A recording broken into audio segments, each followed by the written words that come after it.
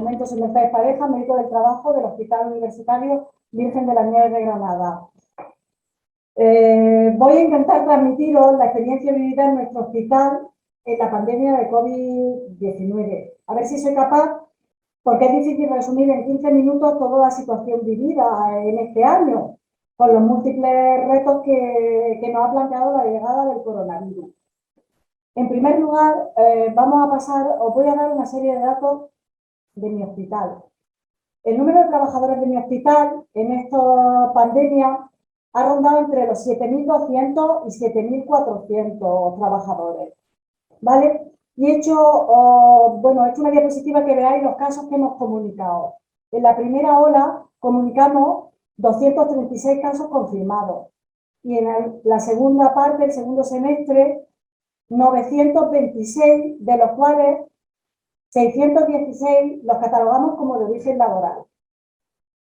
Bueno, hay que hacer una distinción muy grande entre la primera ola y las siguientes, porque la primera ola, la que concurrió entre marzo y mayo, es verdad que fue un poco, la palabra a lo mejor es inapropiada, caótica, pero intuitiva, improvisada, adaptándonos continuamente a las nuevas instrucciones, a todo lo que iba saliendo. Entonces, en esos momentos lo que hicimos básicamente Mercedes, fue perdón un momento, es que me están diciendo que se te escucha mal. Nosotros te escuchamos muy bajo, sí, pero también tengo alguna gente en chat que me está diciendo que se escucha muy flojito.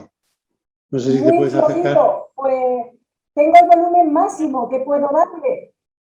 Intento hablar un poco más alto. Habla un poquito más alto, a ver si te escuchamos mejor.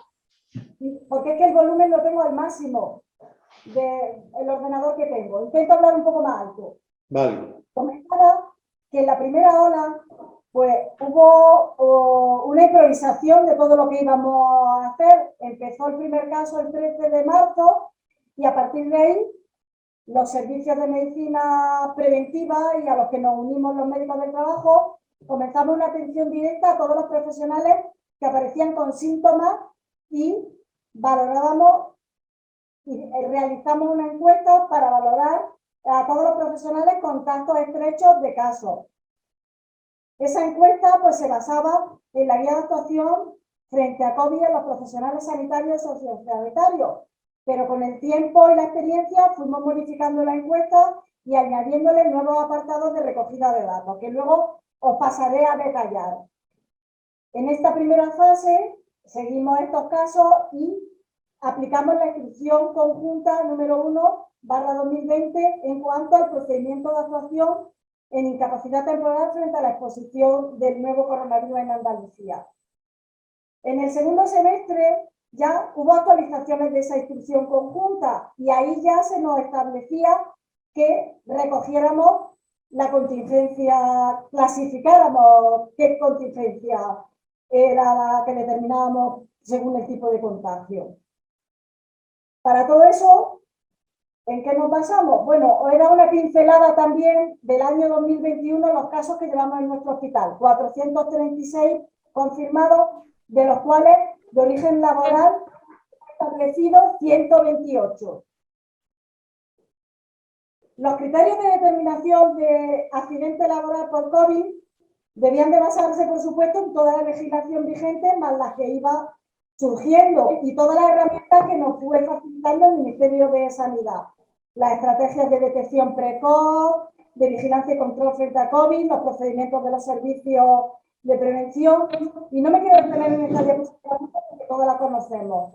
Los aspectos formales de reconocimiento de cualquier accidente deben de cumplir los requisitos del artículo 156, temporalidad, lugar, causalidad. Debe existir una presentación de un CATI a instancias del trabajador y firmado su parte específica por el cargo intermedio. Una investigación que verifique el nexo causal en el ámbito laboral por parte de, en nuestro caso lo hicimos por parte de medicina preventiva, medicina del trabajo y la unidad de prevención de riesgos laborales que también nos ayudó. Una comunicación a la unidad de personal y al trabajador de esa consideración de accidente de trabajo. Y la tarea también de comunicar el proceso de incapacidad temporal a la UNI con especificándole la contingencia considerada. Los criterios para considerar accidente de trabajo que nosotros establecimos fueron los que se definieron en el Comité Sectorial de Seguridad y Salud por la Unidad de Coordinación de Prevención de Riesgos Laborales del SAR, para que nos sirvieran de guía. Como nos conocéis, tampoco me voy a parar en leer la definición. Y igualmente, el contacto estrecho, el concepto lo tomamos de la estrategia de detección precoz y vigilancia y control frente a COVID-19. ¿Cómo nos coordinamos la unidad de medicina preventiva y de medicina del trabajo para realizar esta catalogación y esa atención a los profesionales? Bueno, pues dado que nuestros horarios eran distintos, un reparto claro. Los contactos estrechos iban a ser investigados por medicina preventiva y todos los profesionales con síntomas iban a ser atendidos por medicina del trabajo. Lo único que nuestro horario era de 8 a 3 y no teníamos continuidad asistencial o muy puntualmente. Y tampoco teníamos jornada complementaria. Sin embargo, medicina preventiva sí lo tenía. Así que nosotros atendíamos a todos los profesionales con síntomas en nuestro horario y en el horario que no estábamos, sábados, domingos, festivos, los profesionales se dirigían a medicina preventiva. El contacto de estrecho siempre a medicina preventiva. ¿Cuál fue nuestro circuito? Pues bueno, los profesionales se dirigían, como decía, en ese horario de medicina preventiva, les facilitábamos las pruebas diagnósticas y en caso de confirmar el trabajador infectado, empezábamos con la encuesta de investigación que después os detallaré. Comunicábamos el caso a medicina preventiva para que comenzara el estudio de contactos estrechos y nosotros ya nos quedábamos con el trabajador infectado para seguimiento clínico, facilitación de las pruebas y comunicación. Por una parte, a la unidad de personal, si había sido considerado accidente de trabajo, y a la unidad médica de vigilancia e incapacidades, en ambos casos, tanto si considerábamos accidente de trabajo como enfermedad común. Medicina preventiva hacía lo mismo en esos horarios que nos dábamos nosotros, y lo único era que si el caso era confirmado, nos lo pasaban a comunicar a nosotros y ellos seguían con el estudio de contactos estrechos. Los contactos estrechos, a la vez, eran investigados por medicina preventiva, que hacían un estudio y seguimiento de los mismos y les facilitaban las pruebas. Y nos lo comunicaban a nosotros para que en el caso de no poder teletrabajar o no poder hacer ningún tipo de adaptación, lo comunicáramos a la unidad de vigilancia de incapacidades para que se procediera a una incapacidad temporal por aislamiento preventivo. Y en caso de que se confirmara o al inicio del estudio o en todo el proceso de seguimiento el caso, pues pasaban a nosotros para comunicar a la unidad, a la UNI, como caso ya, y el seguimiento clínico y la facilitación de todas las pruebas. Me detengo en lo que fue nuestra encuesta de investigación, que, como os digo, se fue alimentando poco a poco con la experiencia de lo que íbamos necesitando. En todo momento procedíamos a los datos de filiación del trabajador, recoger la categoría profesional y el servicio, y algo que era muy importante, si estaban en zona COVID o no COVID. Esto fue algo dinámico, las plantas crecían, aparecían plantas COVID y entonces la hospitalización, según la demanda, iba cambiando. No porque estuviera en la planta de interna, una PC era COVID y otra no. Entonces sí preguntábamos al trabajador y nos informábamos con los cargos intermedios de que esa zona se había convertido en COVID. La fecha de atención, la fecha de inicio de síntomas, recogíamos los síntomas. El ámbito de contagio, hacíamos mucho hincapié en si había habido algún compañero de trabajo positivo, algún paciente que tuviera indicios de haber atendido, familiar. También en muchos casos nos encontrábamos desconocido el ámbito de contagio. Recogíamos en la encuesta los resultados de las pruebas, a veces pedíamos incluso nosotros, ayudábamos a atención primaria un poco a pedir ciertas pruebas complementarias, la evolución, y en esa ficha recogíamos la fecha de inicio de la incapacidad temporal y en caso del seguimiento la fecha de finalización del alta por nuestra parte, por parte del médico de cabecera, para facilitarle este dato a la unidad de vigilancia de incapacidad. Y la consideración después de la encuesta de accidente de trabajo la dejábamos recogida o claramente si era extralaboral. La otra parte de la encuesta era especificar y analizar pues, todo lo que debían tener en cuenta los trabajadores. Comenzábamos verificando el uso de EPI utilizado. Si cumplían lo establecido por las guías sobre el uso de equipos de protección de los centros del SAT frente al coronavirus, así como las instrucciones que venían de la dirección del SAT y del propio centro. Veíamos si había problemas de abastecimiento, fallos en los mismos, mala utilización, alguna cicatriz, deformidad de estos profesionales que hubieran impedido, pues bueno, un mal acoplamiento de las mascarillas, si habían hecho técnicas que generaran aerosoles, aunque fuese fuera del área no COVID. Evaluábamos todo eso. Hacíamos un repaso por la higiene de manos.